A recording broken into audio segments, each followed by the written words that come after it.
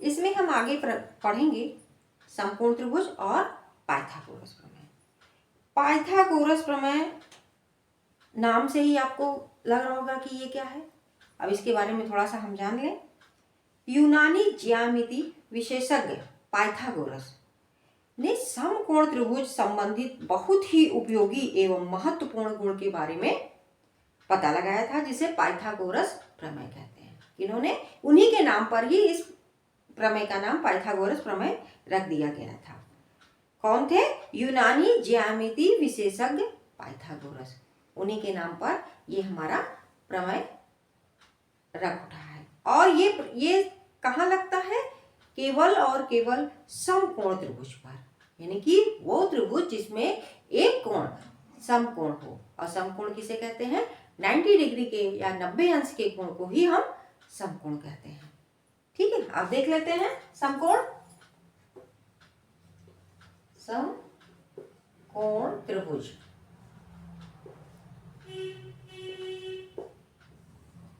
समकोण त्रिभुज जैसे हमने बताया ना, 90 डिग्री के एक कोण कितने अंश का होना चाहिए? 90 डिग्री का होना चाहिए। ये 90 डिग्री कोण है, तो ये हमारा क्या हो गया? ये समकोण त्रिभुज हो गया। अब ये कई प्रकार के से दिखाई दे सकता है। जैसे कहीं भी ये तीनों कोणों में से चाहे यहाँ चाहे यहाँ चाहे यहाँ कहीं भी 90 डिग्री हो सकता है। अब देखिए ये यहाँ भी, ये देखिए ये यहाँ पे भी 90 डिग्री का हो गया, ये भी तो समकोण त्रिभुज हो गया।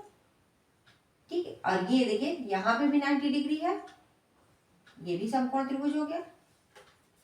ठीक है, समकोण त्रिभुज क्या है? जिसमें एक कोण 90 अंश का होता है, वहां वो समकोण त्रिभुज कहलाता है। अब इसी समकोण त्रिभुज में हम पाइथागोरस प्रमेय लगाते हैं। कैसे?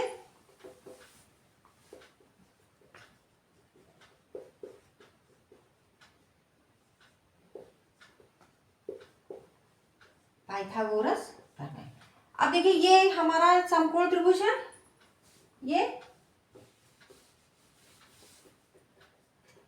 ये हमारा क्या है? समकोण त्रिभुज। ठीक है, अब हम ये जानेंगे कि समकोण त्रिभुज के समकोण के जस्ट सामने वाला जो रेखा होती है वो क्या कहलाती है? कर्ण कहलाती है। समकोण के जस्ट सामने, समकोण के सामने वाली रेखा क्या कहलाएगी? कर्ण कहलाएगी। नीचे वाली आधार, और ये वाली हमारी क्या कहलाती है? लंब कहलाती है। ये बात समझ में आ गई? ये बहुत जरूरी चीज है हमें पाइथागोरस प्रमेय को समझने के लिए कि 90 डिग्री के जस्ट सामने वाली कर्ण, नीचे वाली आधार और ऊपर वाली लंब कहलाती है। इसको कोई नाम भी दिया जा सकता है। अब जैसे इसको हम रख लेते हैं, ये कर्ण को C से, आधार A और लंब को B, ये भी लिख सकते हैं। ठीक, अब पाइथागोरस प्रमेय क्या कहता है?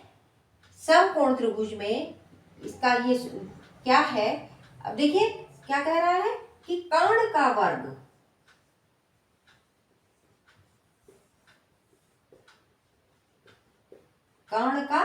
वर्ग शेष दो भुजाओं, यानी कि क्या? आधार और लंब, आधार और लंब, शेष दो भुजाओं आधार और लंब के वर्ग के योगफल के बराबर होता है। योगफल के बराबर होता है।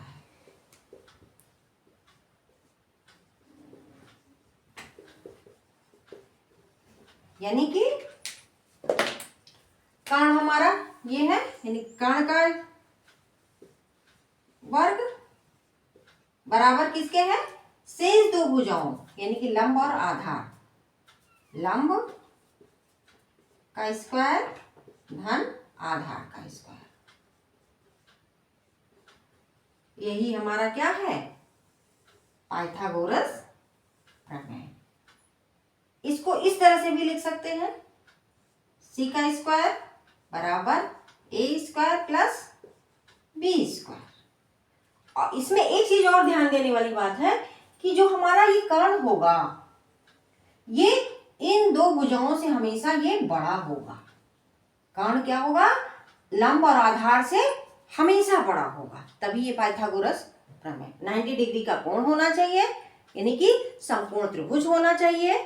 उसके सामने की भुजा कर्ण कहलाती है, नीचे वाली आधार और सीधे वाली लंब कहलाती है। और ये पाइथागोरस प्रमेय क्या है कि कर्ण का वर्ग बराबर होगा लंब के वर्ग प्लस आधार के वर्ग के योगफल के। अब इसी के आधार पर हम हमारी कक्षा 7 की इकाई 5 के अभ्यास A का सवालों को हल करेंगे।